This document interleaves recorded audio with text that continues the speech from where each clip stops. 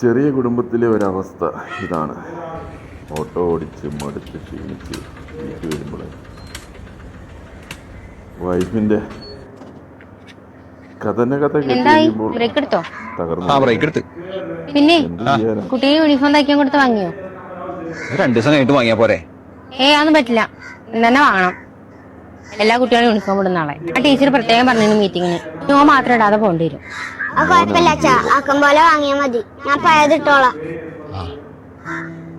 എന്ന് പറഞ്ഞാ പറ്റൂല കേട്ടോ, മീറ്റിങ്ങിന് ഞാനാ പോണ്ട്.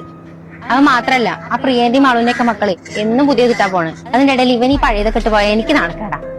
എന്നോട് ചോദിക്കും അവര്, നിങ്ങൾക്ക് തന്നെ ഓട്ടോറിക്ഷന്റെ പിന്നാലെ നടന്നാൽ അവരൊക്കെ വലിയ വീട്ടിലെ ആൾക്കാരല്ലേ. അതൊന്നും പറഞ്ഞാ പറ്റില്ല. വൈകിട്ട് പോകുമ്പോ വാങ്ങിക്കൊണ്ടിരാ.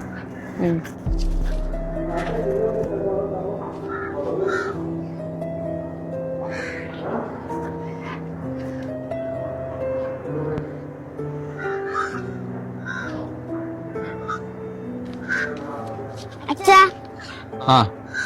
അമ്മ പറയണമെന്ന് നിങ്ങള് കാര്യാക്കണ്ട. ഞാൻ ടീച്ചറോട് പറഞ്ഞിരിക്കണ അച്ഛന് പണിയില്ലാന്ന്, യൂണിഫോം ആക്കം പോലെ വാങ്ങുള്ളൂ. ടീച്ചർ എന്താ പറഞ്ഞേ? അത് കുഴപ്പമില്ല പറഞ്ഞു ടീച്ചർ. അതിന്റെ കാര്യത്തിൽ അച്ഛൻ വിഷമിക്കണ്ട.